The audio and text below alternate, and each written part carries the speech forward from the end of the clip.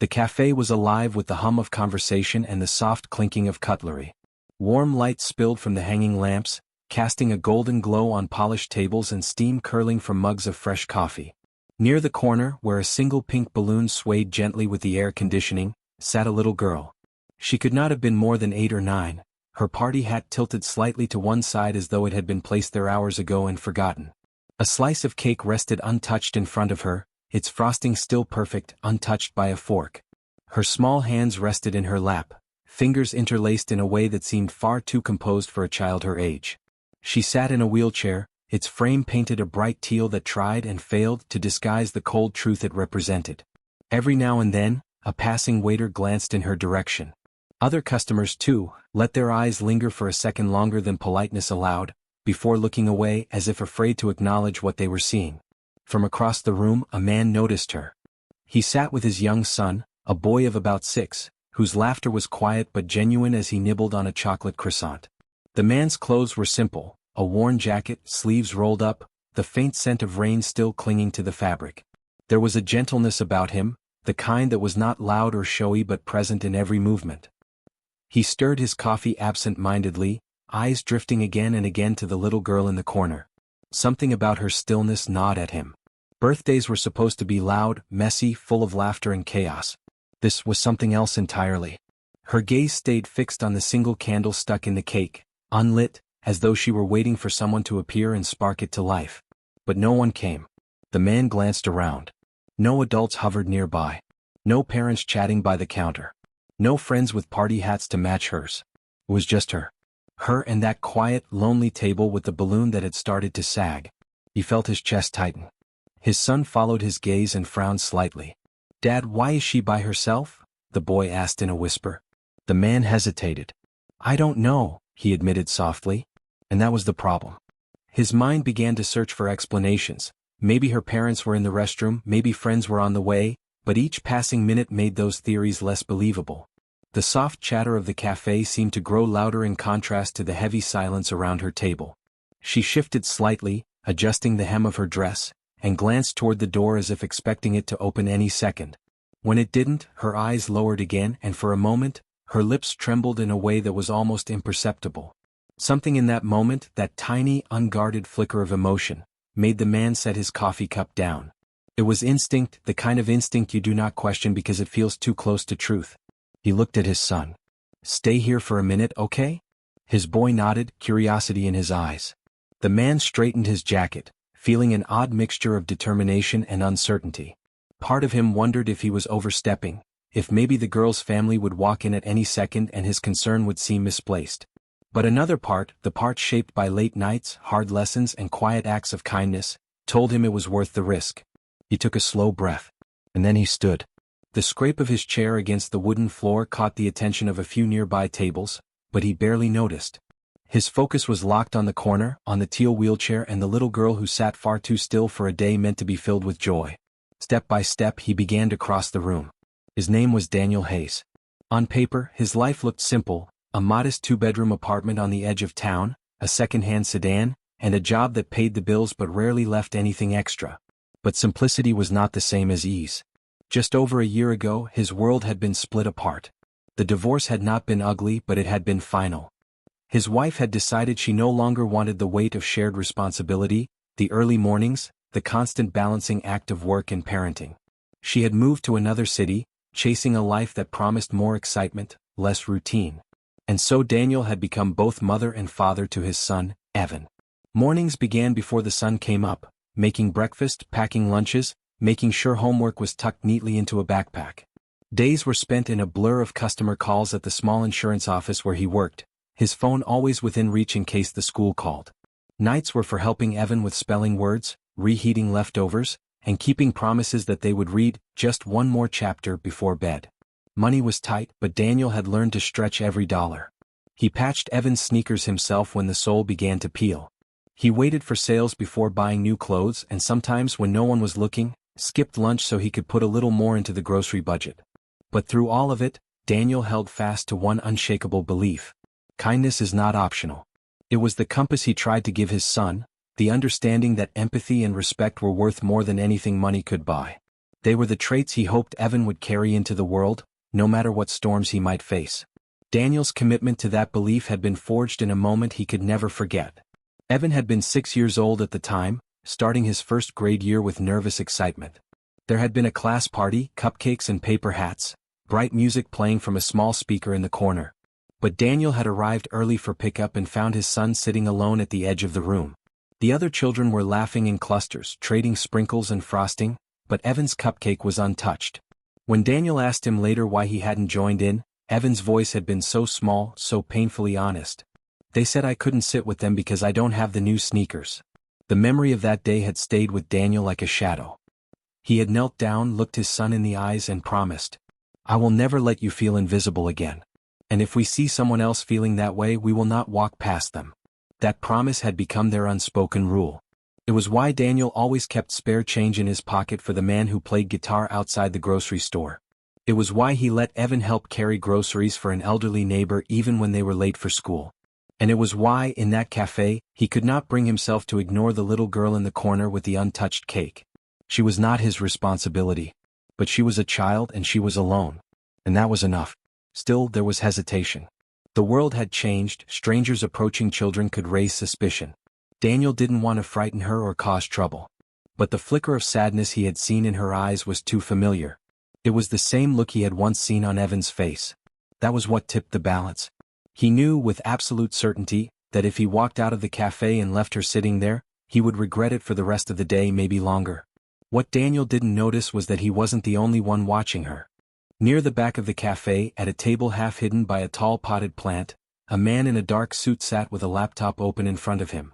He seemed to be working, eyes flicking between the screen and the corner table. But his gaze shifted briefly to Daniel as he stood. There was something measured, almost assessing, in the way the man's eyes followed him. Her name was Lily Morgan. She had grown used to the way people's eyes lingered on her just a little too long, the curious glances, the quick looks away when she caught them staring.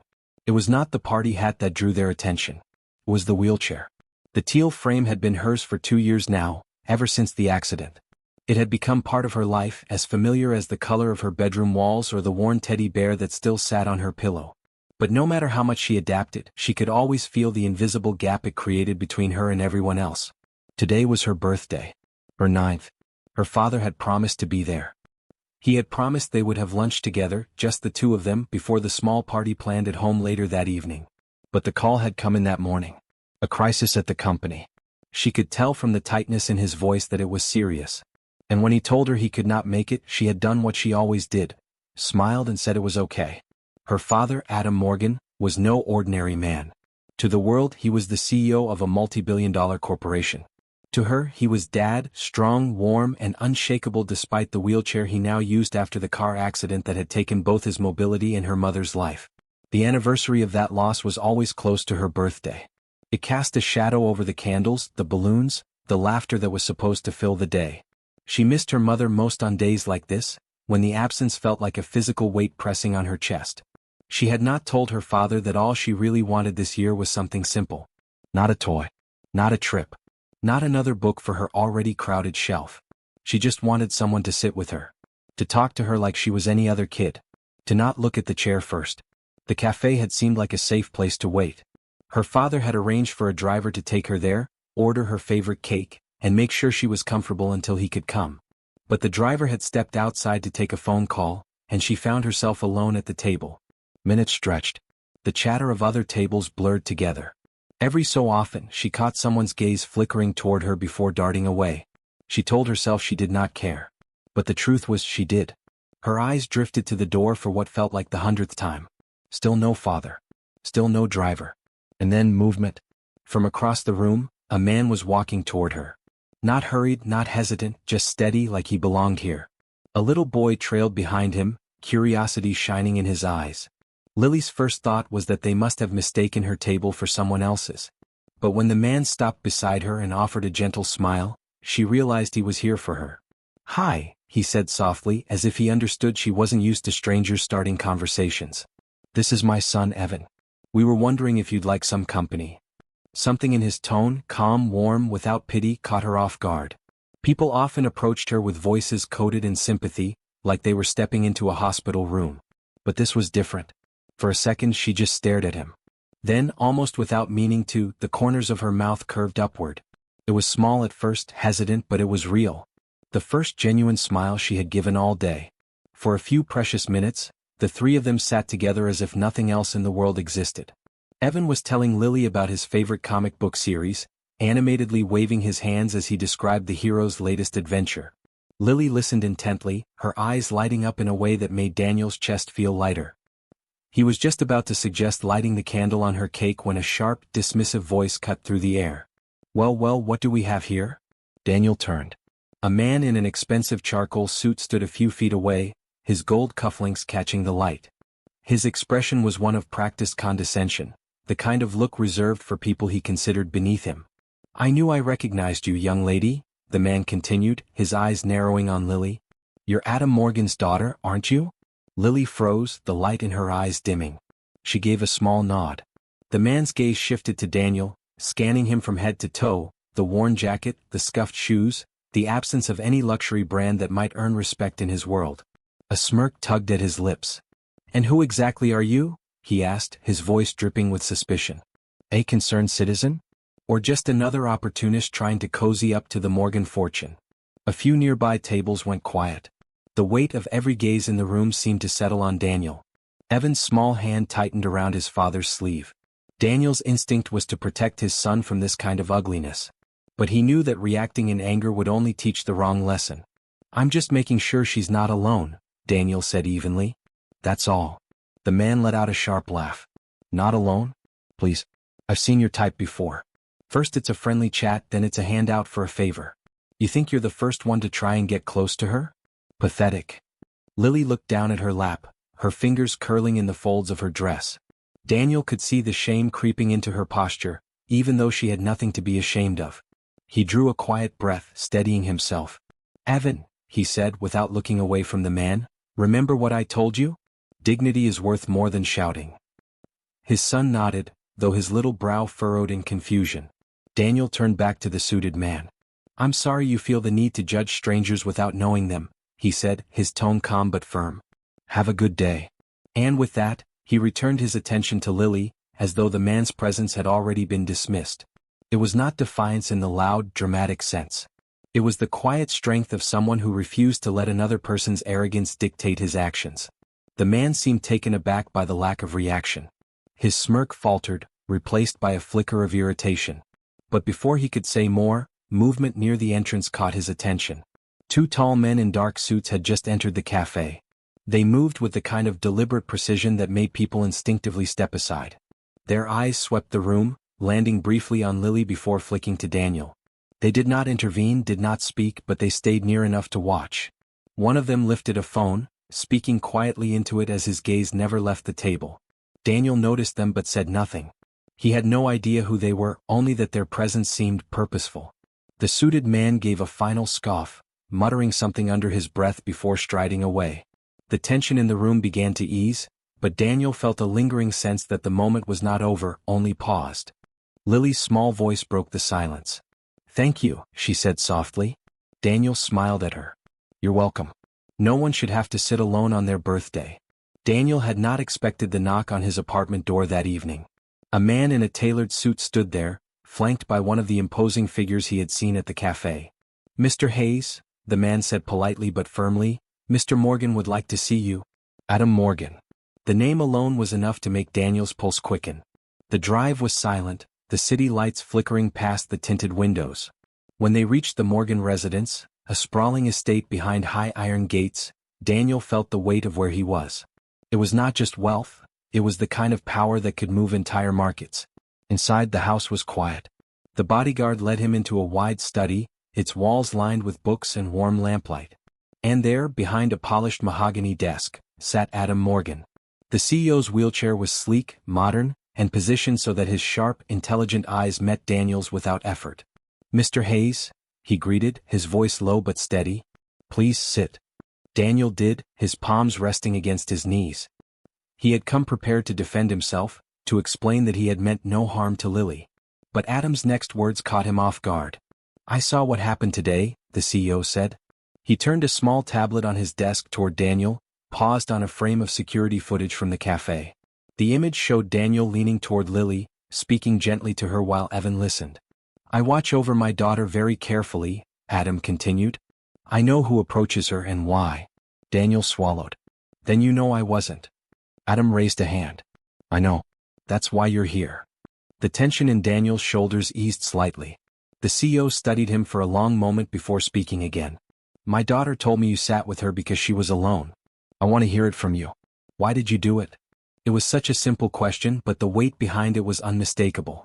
Daniel thought of Evan in that first-grade classroom, of the cupcake he had never touched, of the promise he had made. He met Adam's gaze and spoke plainly. Because no child should feel invisible. Not mine. Not yours. Not anyone's.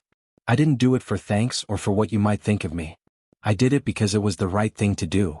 Silence hung between them for a moment, heavy but not uncomfortable. Adam's expression softened, not much, but enough for Daniel to notice.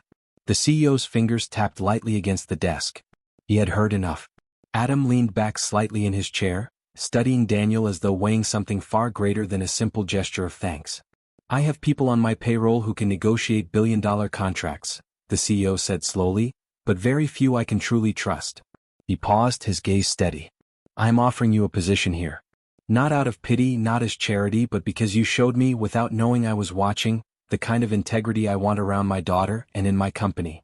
Daniel blinked, unsure he had heard correctly. A position? Yes, Adam confirmed. A role that will give you stability, a future for your son, and work that matters. You won't have to wonder where your next paycheck is coming from. Daniel hesitated. I'm not sure I have the qualifications. Adam's voice cut in, quiet but firm. I have already looked into you. You are resourceful, reliable, and you do not let arrogance or status decide how you treat people. That is more valuable to me than any degree. For a moment, Daniel had no words. Adam glanced down at the wheels of his chair. After my accident, people started speaking to me differently. Some avoided me entirely. Others talked over me, assuming I was no longer capable of leading. I know what it feels like to be underestimated or dismissed without reason. Daniel understood more than he could say. A soft knock on the door broke the moment. Lily peeked in, her party hat now gone but her smile small and hopeful. Dad, she said quietly, can we have dinner together? All of us? For my real birthday. Adam looked at her, then at Daniel. The air between them shifted, from guarded formality to something warmer, unspoken. I think that's a wonderful idea, Adam said. He turned back to Daniel. You and your son will join us tonight. No business talk. Just a family dinner. Daniel nodded, his voice catching slightly. We'd be honored. It was not a handshake or a contract that sealed the moment. It was the simple image of a little girl and a little boy exchanging shy smiles, two children who, only hours earlier, had been strangers. Dinner that evening was unlike anything Daniel had experienced in years. The dining room was grand but not cold, its long oak table covered in dishes that filled the air with the rich sense of roasted herbs and warm bread. Lily sat beside Evan, her earlier shyness replaced by quiet excitement as they compared favorite desserts. Adam watched them from across the table, a subtle smile breaking the otherwise composed lines of his face. After dessert, a proper birthday cake this time, with candles glowing warmly in the dim light, Adam set down his fork and cleared his throat. Daniel, he began, about the position I mentioned earlier, I think I should tell you exactly what it is. Daniel straightened slightly, unsure of what was coming. It's not an entry-level job, Adam continued. It's an executive role, head of community and public relations for the company. I've had my team look into your work history, your adaptability, your problem-solving skills. You've been doing the work of a leader for years, you just haven't had the title or resources to match. Daniel froze, the words settling over him like a weight he wasn't sure he could carry. Executive? He echoed quietly. Yes, Adam said. I want someone in that position who understands people. Not just markets or numbers. Someone who knows what it means to stand up quietly when it matters most. For a moment, Daniel could only look at him. He thought of the months he had spent worrying over bills, the nights when Evan had asked if they would ever have a bigger place, the mornings when he had stared in the mirror and wondered if he was enough. I don't know what to say, Daniel admitted. Say yes, Adam replied simply. This isn't a gift. It's an opportunity you've earned long before today. Across the table, Lily was leaning toward Evan, showing him how to fold the perfect paper crane from a napkin. The sight was so simple, yet it anchored Daniel to the moment in a way nothing else could. "Yes," he said finally. "I accept." Adam extended his hand and Daniel shook it. It was not the kind of handshake that sealed a deal for money or power, it was one that spoke of trust. The rest of the evening unfolded in laughter and easy conversation. When the cake was brought back, its candles flickering, Lily insisted that Evan help her blow them out. Their voices overlapped in a joyful cheer, and for the first time in a long while, Daniel felt the sharp edges of worry dull into something softer. As the night drew to a close, Daniel found himself reflecting on the strange path that had brought him here.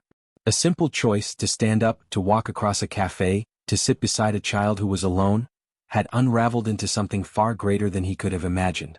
It had reminded him of something he had always tried to teach Evan but sometimes forgot to tell himself. Kindness costs nothing, but it changes everything. From across the table, Adam caught his eye, and in that unspoken exchange they both seemed to understand. The world measured success in wealth and titles, but the moments that truly shaped lives were smaller, quieter, and often invisible to anyone but the people living them. The candles burned low, laughter filled the room, and for the first time in a long time, Daniel felt the horizon of his life widen. Sometimes the smallest step toward kindness becomes the first step toward a life he never imagined.